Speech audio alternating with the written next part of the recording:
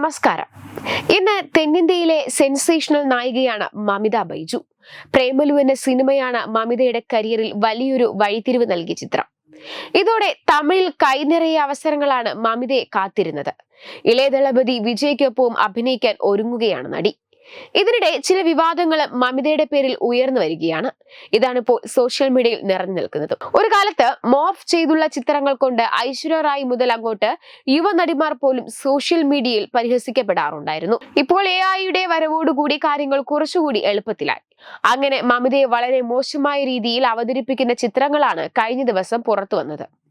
മാത്രമല്ല, ഇത് ഫേക്ക് ആണെന്ന് പോലും തിരിച്ചറിയാതെ നടിയെ കുറ്റപ്പെടുത്തിയവരുമുണ്ട്. ഇതാണ് ശ്രദ്ധേയം.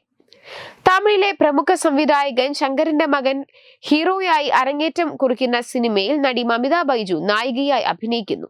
ഈ വാർത്ത പുറത്തു വന്നിരുന്നു.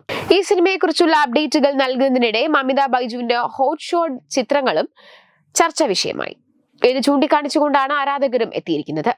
തമിഴിലെ പ്രമുഖ യൂട്യൂബ് ചാനലിലൂടെ സിനിമാക്കാരെ കുറിച്ചും വിവാദങ്ങളെ പറ്റിയുമൊക്കെ സംസാരിക്കാറുള്ള അനന്തനും ബിസ്മിയുമാണ് പുതിയ വീഡിയോയിലുള്ളത്. സിനിമയെക്കുറിച്ച് സംസാരിക്കുന്നതിലൂടെ അതിലെ നായികയാകുന്ന മലയാളി പെൺകുട്ടിയെ മമിത ഹോട്ടായി പ്രത്യക്ഷപ്പെട്ടുവെന്ന് ഇരുവരും പരോക്ഷമായി ആക്ഷേപിച്ചു. എന്നാൽ മഞ്ഞപത്രത്തിനേക്കാളും താഴ്ന്ന നിലവാരത്തിലാണ് ഇവർ സംസാരിച്ചതെന്നാണ് ആരോപണം.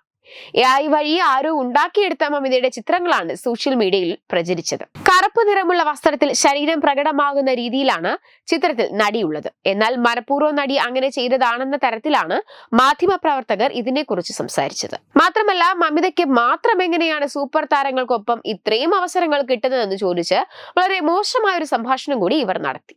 എന്തായാലും സോഷ്യൽ മീഡിയയിൽ ഇപ്പോൾ ഈ വിഷയം ചൂടുപിടിച്ചിരിക്കുകയാണ്. നടി ഇതിൽ ഒക്കെ എങ്ങനെ പ്രതികരിക്കുമെന്നതാണ് ഇനി അറിയേണ്ടത്.